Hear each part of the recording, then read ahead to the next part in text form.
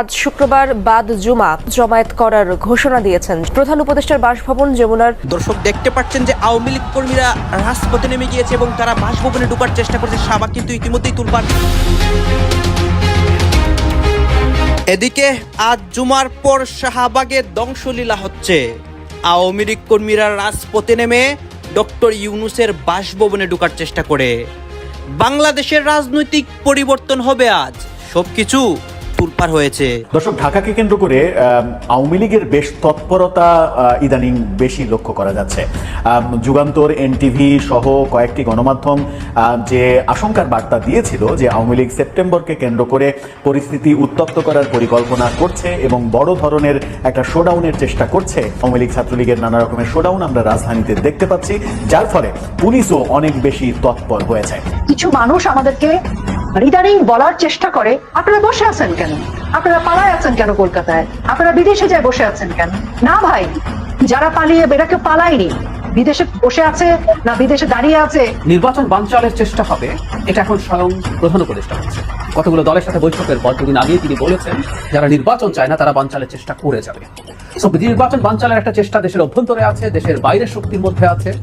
সুতরাং আমাদের সতর্ক থাকতে হবে নির্বাচন যাতে বানচাল না হয়। হয়তো এতক্ষণে জেনে গেছেন যে আজকে বিরাট একটা সভাপতি সমাবেশ আছে, সেটা বাংলাদেশের যতগুলো রাজনৈতিক দল আছে সবগুলো মিলিয়েই সেটা করছে। সেটা বিএনপি আছে, জামায়াত ইসলামী আছে, ইসলামী আন্দোলন আছে, হেফাজতে ইসলাম আছে, এনসিপি আছে, নাগরিক পার্টি আছে।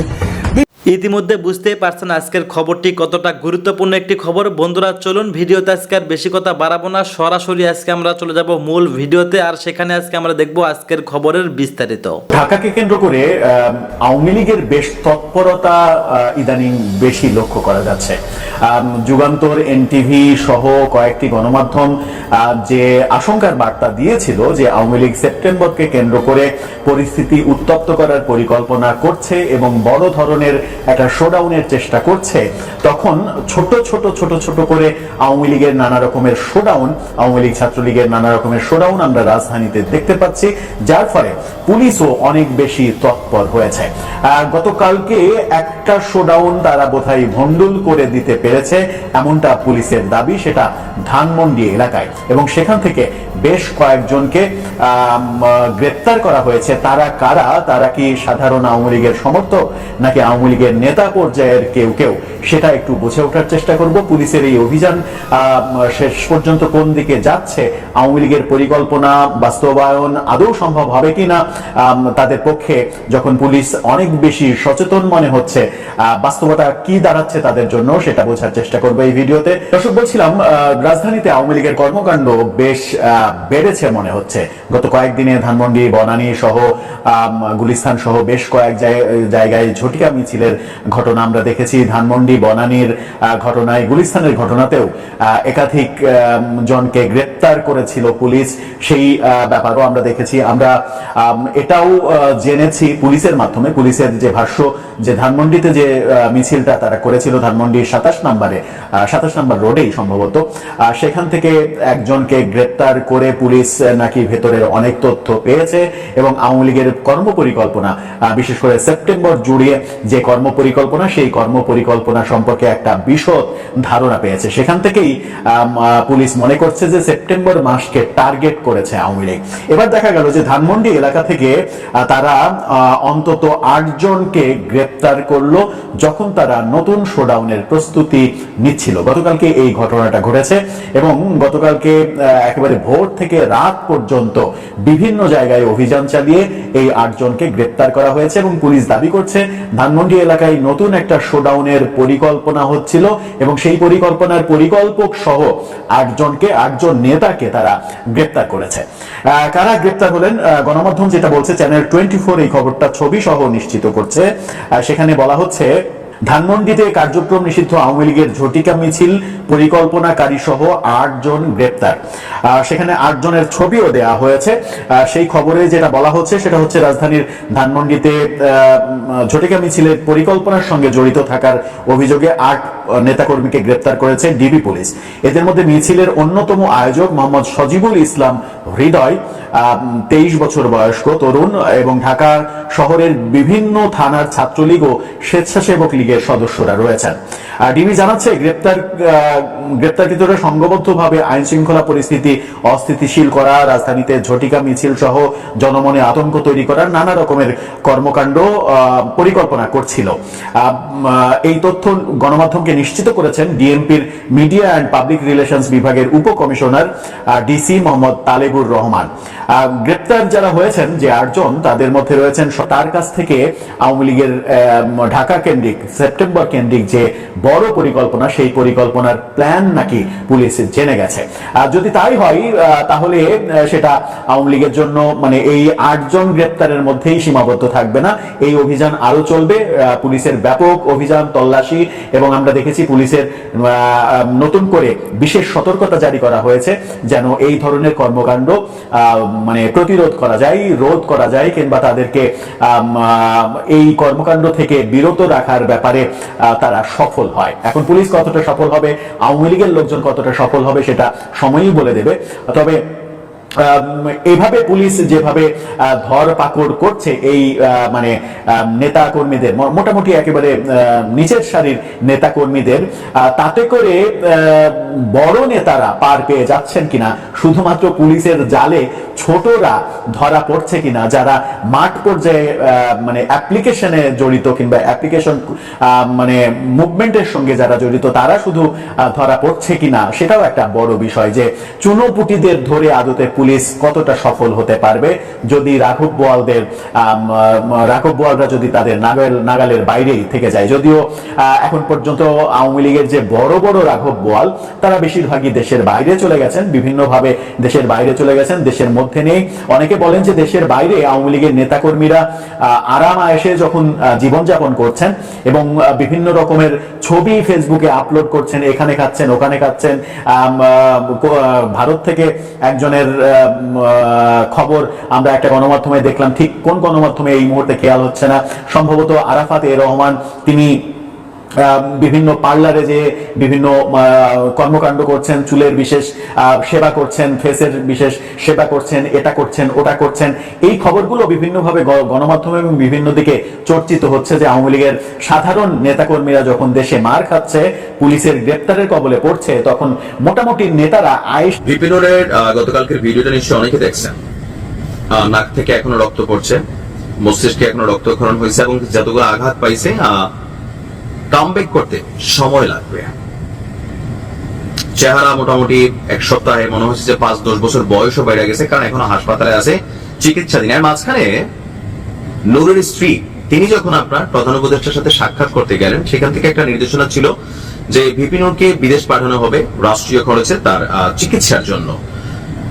তো এর মাঝখানে নূরেরকে আসলে বিদেশ যাওয়ার দরকার আছে নাকি নাই, এ নিয়ে আমরা একটা বক্তব্য দেখছিলাম যে হাসপাতালে তিনি চিকিৎসাধীন আছেন, সেখান থেকে একটা বক্তব্য ছিল যে নূরের যে চিকিৎসা, এটা মোটামুটি কমপ্লিট হয়ে গেছে এবং কি বিদেশে নিয়ে চিকিৎসা নেওয়ার মতন নূরের আসলে প্রয়োজন নাই। তিনি দেশের যে হাসপাতালগুলো আছে বা রানিং যেখানে আছেন সেইখানে চিকিৎসা করলেও সুস্থ হইতে পারেন। কিন্তু গণ অধিকার পরিষদের সভাপতি নুরুল হক নূরের এই যে সুস্থতা নিয়ে আমরা যে তথ্য পাচ্ছি, এটা একটা গভীর ষড়যন্ত্র এবং অসুস্থ নূরকে সুস্থ দেখানোর একটা ষড়যন্ত্র বা পরিকল্পনা চলছে। এখন এই অভিযোগকার অতি কথন যে লোকটা বলেন মাঝে মাঝে, সাধারণ সম্পাদক রাশেদ খান। এখন নূরদের নিয়ে গত 3 দিন সারা বাংলাদেশ আলোচিত ছিল, আপাতত আলোচনা ঠান্ডা। এখন এই ঠান্ডা আলোচনাটা আবার গরম হওয়ার দিকে যাচ্ছে, কারণ রাশেদ খানের অভিযোগ যে নূর এখনো সম্পূর্ণ সুস্থ না, কিন্তু তাকে সুস্থ দেখানোর একটা পরিকল্পনা চলছে। কারা করতেছে ভাই এই পরিকল্পনা? সরকার, সেই হাসপাতাল, মানে এটাতে লাভ কি হবে দেখাইলে? আচ্ছা, তার বক্তব্য গতকালকে ঢাকা মেডিকেল কলেজ হাসপাতালে তিনি বলছেন নূরের অবস্থা এখনো আশঙ্কাজনক অবস্থায় হাসপাতালে ভর্তি আছে, নাক দিয়ে রক্ত পড়তেছে, নাকটা বাঁকা হয়ে গেছে, মাথায় আঘাত, হাঁটতে পারতেছেন না, মুখ হাও করতে পারতেছেন না।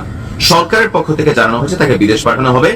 পরিবেশ উপদেষ্টা আমাদের জানিয়েছেন স্বাস্থ্য মন্ত্রণালয়কে এরই মধ্যে নূরকে বিদেশ নেওয়ার ব্যাপারে নির্দেশনা দেওয়া হয়েছে। তার শারীরিক অবস্থার কোনো উন্নতি নেই, আগে যেমন ছিল তেমনই আছে, এখনো প্লেনে ওঠার মতন অবস্থায় নাই। আমরা সিঙ্গাপুর নিয়ে তাকে চিকিৎসার জন্য দাবি জানিয়েছি, আরেকটু সুস্থ হলে তাকে বিদেশ নেওয়া যাইতে পারে। তো গতকাল হাসপাতাল থেকে বলা হয়েছে নুরুল হক নূর সম্পূর্ণ সুস্থ, কিন্তু এই কথার কোনো সত্যতা নাকি নাই। তাহলে নূরকে নিয়ে কোনো গভীর ষড়যন্ত্র, মাইরা ফেলার প্ল্যান, হাসপাতালের জন্য মইরা যায় চিকিৎসা না কইরা, মানে আমরা বুঝতেছি না যে নূরের শত্রু আসলে কারা। ইলিয়াস ভাই বলতেছে নূরের শত্রু নূর নিজে, কোনি নিজের কারণে খাইছে। পিনাকিতাও বলতেছেন যে নিজেই পাকনামি করে এরকম কোনি খাইছে, উল্টাপাল্টা কথাবার্তা বলে, তারপর হচ্ছে যে কি বলা যায় ওনাদের বিরোধিতা করে বিভিন্ন জায়গায়, অতিরঞ্জিত বলে নূর এই কারণে নিজের মুখ দুস্থিতি মাইক টের খাইছে, এরকম এটা দাবি। সেনাবাহিনী বলছে ওই দিন যা ঘটছে এটা রেসপন্সিবিলিটি আসলে এদের, কারণ এরা মব ক্রিয়েট করতে চাইছে, সেনাবাহিনী ঝুঁকবে না, মব তৈরির সুযোগ দিবে না। এখন তাহলে নূরের শত্রুকে, মানে পুরা সিস্টেম। কারণ রাশেদের বক্তব্য যে নুরুল হক নূর এখনো সম্পূর্ণ সুস্থ নয়, অথচ তাকে সুস্থ দেখানোর একটি পরিকল্পনা চলছে। আমি তাকে দেখে আসলাম, সেখানে ডাক্তারও ছিলেন, নাক থেকে জমাট বাঁধা ব্লাড বের হলো। ভাই এটা হয়, অনেক সময় হয় কি আপনি দেখবেন আমাদের সর্দি টর্দির পরেও নাক থেকে মরক্ত বের হয়, ওই যে আমরা বেশি বেশি হাঁচি টাচি দিয়ে কাশি, তো রক্তের কিছু সিটাফোটা এগুলো সম্ভবত ব্রেইনে থাকে বা আশেপাশে থাকে, পরে এটা মরক্ত হিসেবে বের হয়। তো উনি হাসপাতালে ছিলেন, মাইট্রেট যেটা খাইছেন, ভিতরে রক্তপাত হয়েছে, মস্তিষ্কে রক্তক্ষরণ হয়েছে, সেগুলোই সম্ভবত বের হইতেছে, আমার ধারণা। না আমি তো ডাক্তার না, তবে ডাক্তাররা যেহেতু বলতেছে, কিন্তু রাশেদ ভাই মনে করতেছে বিষয়টা তা না। সঙ্গে সঙ্গে হাসপাতালের ডিরেক্টরকে ফোন দিয়েছেন এবং তিনি এলেন। দেখেন কতটুকু প্রায়োরিটি দিচ্ছে, এটা তো আপনার মুখ থেকে স্বীকার হইলো। ডিরেক্টর সঙ্গে সঙ্গে অন্য চিকিৎসকদের ডাকলেন, তো নুরুল হক নূরের যে ধরনের চিকিৎসা দরকার তিনি নির্দেশনা দিলেন। অথচ আমরা লক্ষ্য করলাম গণমাধ্যমে বলা হচ্ছে নুরুল হক নূর সুস্থ, কিন্তু তিনি তো এখনো আগের মতোই আছেন, কথা বলতে পারতেছেন না, চোখের নিচে আঘাতের চিহ্ন, মুখ দিয়ে কথা আসতেছে না, মুখের মাড়িতে এই যে গাম মাড়িতেও প্রচন্ড ব্যথা, ব্রেনে আঘাতের চিহ্ন, মুখ ব্রেন ঠিক মতো কাজ করতেছে না, পরিপূর্ণ সুস্থ না, আগে যেমন আছেন তেমন। তাকে হত্যার উদ্দেশ্যে আঘাত করা হয়েছে। এখন আসলে নূরকে নিয়ে কি খেলা চলতেছে রাশেদ ভাই একটু ক্লিয়ার করেন যে কারা, হু আর দে। সেনাবাহিনীর বিচার চাইতেছেন, আলটিমেট এগুলো হইব না ভাই, এগুলো বাংলাদেশের মানুষ, সেনাবাহিনীর বিচার। আমরা ওই দিন যারা দেখছি এই ঘটনা আগে পিছনে, মাঠটা অনেক খারাপ হয়েছে, কিন্তু মারের পরিবেশ পরিস্থিতি আপনারা সেখানে তৈরি করছেন। হ্যাঁ, বন্দুকওয়ালা লাঠিওয়ালা, ভাই আপনি এতটুকু অনার করা দরকার। নির্বাচন বানচালের চেষ্টা হবে, এটা এখন স্বয়ং প্রধান উপদেষ্টা বলছেন। কতগুলো দলের সাথে বৈঠকের পর দুদিন আগেই তিনি বলেছেন যারা নির্বাচন চায় না তারা বানচালের চেষ্টা করে যাবে। নির্বাচন বানচালের একটা চেষ্টা দেশের অভ্যন্তরে আছে, দেশের বাইরের শক্তির মধ্যে আছে। সুতরাং আমাদের সতর্ক থাকতে হবে নির্বাচন যাতে বানচাল না হয়। এই নির্বাচন বানচালের জন্য কি কি হতে পারে আমরা কিছু জিনিস চিহ্নিত করে রাখা দরকার আছে। এর মধ্যে একটা গুরুত্বপূর্ণ পদক্ষেপ আমি দেখছি, কারো কারো এই আওয়াজ তোলার চেষ্টা হচ্ছে এবং সামনে এই আওয়াজটা বাড়বে, সেই জন্য কথাগুলো আমরা একটু আগে বলে রাখার চেষ্টা করতে চাই। সেটা হচ্ছে সেনাবাহিনীকে মাঠ থেকে তুলে নিতে হবে। এই আলাপ শুরু হয়েছে, এই আলাপ ইন্টেন্সিফাইড হবে সামনে। এটাকে আমরা সমর্থন করব কিনা সেই জায়গায় আসি। নীতিগতভাবে আমি কথাটা অনেকবার বলেছি, নীতিগতভাবে সেনাবাহিনী আসলে আইন শৃঙ্খলা রক্ষার কাজ করার জন্য ট্রেইনড না, এবং তাদেরকে দিয়ে কাজ করতে গেলে ভুল ভ্রান্তির সম্ভাবনা থাকে। মানে একটা পুলিশ যখন আইন শৃঙ্খলার জন্য কাজ করে তার নেটওয়ার্ক থাকে, সিভিল মানুষদের মধ্যে কি পরিস্থিতি আছে না আছে, এখানে অপরাধী কারা, তাদের সোর্স থাকে, তাদের ডেটাবেস থাকে, তাদের দক্ষতা থাকে। শুধু সেটা না, পুলিশ যখন আইন শৃঙ্খলা রক্ষার কাজ করতে যায় সেখানেও এটা টেকনিক্যালি, আমি বাংলাদেশের পুলিশের কথা বলছি না, টেকনিক্যালি যদি বলি, থিওরিটিক্যালি যদি বলি, পুলিশের তখন এক ধরনের প্র্যাকটিস থাকে, তার চর্চা থাকে যে সর্বনিম্ন বল প্রয়োগ করার মাধ্যমে সে আইন শৃঙ্খলা নিশ্চিত করবে। কোথাও যদি গোলযোগ হয়, কোথাও যদি কোনো ধরনের ভায়োলেন্সের পরিস্থিতি হয়, রায়টের পরিস্থিতি তৈরি হয় এমনকি, তখনও তারা চেষ্টা করবে সর্বোচ্চ কত কম বল প্রয়োগের মাধ্যমে সেটাকে কন্ট্রোলে আনা যায়, সেটাকে ছত্রভঙ্গ করা যায়। এই ট্রেনিং গুলো তার আছে, এমনকি তার অস্ত্রের ডিজাইনিংও সেরকম। তার হাতে লাঠি থাকার কথা, বাংলাদেশের লাঠিওয়ালা পুলিশ দেখা যায় না। তারা সাউন্ড গ্রেনেড, টিয়ার গ্যাস এবং শটগান থেকে বুলেট, রাবার বুলেট এগুলো করবে, লেথাল ওয়েপন কিছু সংখ্যক সিলেক্টেড টাইপের ক্যাটাগরি পুলিশের কাছে থাকবে, কিন্তু খুবই ভায়োলেন্ট পরিস্থিতি না হলে ওটা সাধারণ জায়গায় তারা আনবে না, প্রয়োজনে সেটা দিয়ে গুলি করবে। এরকম কতগুলো ধাপ আছে যত কম করে সেটা করে। এমনকি গুলিও যখন তিনি করবেন সেই গুলি এমন জায়গায় করতে হবে যেটা কোনো মানুষকে আহত করতে পারে, কোনো মেজর আহত না হন, আর মৃত্যু তো দূরেই থাকুক। এই হচ্ছে বেসিক। কিন্তু সেনাবাহিনী যখন মাঠে থাকে, সেনাবাহিনীর ট্রেনিং ইজ টোটালি ডিফারেন্ট, তাদের ইনস্টিংক্টই ডিফারেন্ট। তিনি লেথাল ওয়েপন নিয়ে যান, যুদ্ধ করার অস্ত্র নিয়ে। যদি আমরা এটা নিয়ে প্রচুর আলাপ করেছি, বাংলাদেশের পুলিশকেও মিলিটারাইজ করা হয়েছে, তাদের লেথাল ওয়েপন দেওয়া হয়েছে। যে অস্ত্র সেনাবাহিনী ব্যবহার করতো সেই রাইফেল, এসকেএস টাইপ 56 রাইফেল তারা ব্যবহার করতেন। 7.62 বুলেটের কথা এসছে, এগুলো ওই রাইফেল ইউজ করা হয়। মাথায় গুলি করা হয়েছে শেখ হাসিনার সময়, কিন্তু সেনাবাহিনী তো ওগুলোই, বা ইনফ্যাক্ট আরো টাইপ 8 এখন একটা, মানে বিডি টাইপ 8 একটা অটোমেটিক রাইফেল তারা ব্যবহার করেন। তো এগুলো সব যুদ্ধের অস্ত্র, তারা যুদ্ধের জন্য ট্রেইন। আমি রাস্তায় যখন সেনাবাহিনী দেখি তারা সেই যুদ্ধের অস্ত্র নিয়েই মাঠে আছেন, রাস্তায় আছেন। ফলে এই ধরনের কাজ করতে তারা আসলে ঠিক প্রস্তুত নন, কাজ করতে ঠিক ট্রেইন নন। আমরা এইভাবে এটা ভিন্ন জিনিস। উনি আমরা এই সেনাবাহিনীকে আমরা আসলে প্রস্তুত করি, ট্রেনিং দেই, তারা যুদ্ধ করবে শত্রু দেশের সাথে। সুতরাং সেখানে তার অস্ত্র তিনি এমন ভাবে ব্যবহার করবেন যেটা দিয়ে সর্বোচ্চ ক্যাজুয়ালিটি নিশ্চিত করা যায়। এটাই তার ট্রেনিং, এটাই তার ইনস্টিংক্ট। তিনি বন্দুক তুলবে যখন তার বন্দুকের নলটা অটোমেটিকলি বুকে মাথার দিকে যাবে, এটাই নিয়ম এবং এটাই হওয়া উচিত, নাহলে উনি সেনাবাহিনী নন। একই সাথে তিনি যখন আইন শৃঙ্খলা রক্ষা করতে আসছেন, ওই নেটওয়ার্কিং নেই যেটা বছরের পর বছর, দশকের পর দশক পুলিশ তৈরি করেছে, সেই ডেটাবেস, সেই ধরনের এক্সপার্টিজ। সো তাত্ত্বিকভাবে আমার মানতে কোনো দ্বিধা নেই, সেনাবাহিনী দিয়ে আইন শৃঙ্খলা রক্ষা করার কাজটা ঠিক মতো করা যায় না, কোনো সন্দেহ নেই। কিন্তু 5 আগস্ট পরবর্তী সময়ে আমি নিজেও সেনাবাহিনী ডেপ্লয়মেন্টের আগে বারবার সেনাবাহিনী ডেপ্লয়মেন্টের কথা বলছিলাম সারা দেশে, কারণ তখন পুলিশ পালিয়ে চলে গিয়েছিল। বাংলাদেশে এক অভাবনীয় সিচুয়েশনে পড়েছে, যেটা প্রচুর বহু দেশে স্বৈরাচারের পতন দেখে। স্বৈরাচার নতুন কিছু না, বাংলাদেশেও এরশাদের পতন আমরা দেখেছি, কিন্তু পুলিশ পালিয়ে চলে গেছে। এই পরিস্থিতি আসলে বাংলাদেশে ইতিহাসে আর কখনো দেখা যায়নি। সারা পৃথিবীতেও আমি মনে করতে পারি যে পুরো দেশের সব পুলিশ পালিয়ে গিয়েছিল। সো এই পরিস্থিতিতে সেনাবাহিনীর ডেপ্লয়মেন্ট এসেনশিয়াল ছিল। সুতরাং সেনাবাহিনী মাঠে এসছে। ধন্যবাদ প্রিয় দর্শকবৃন্দ, আমাদের ফুল ভিডিওটি দেখার জন্য আপনাকে জানাই অসংখ্য ধন্যবাদ।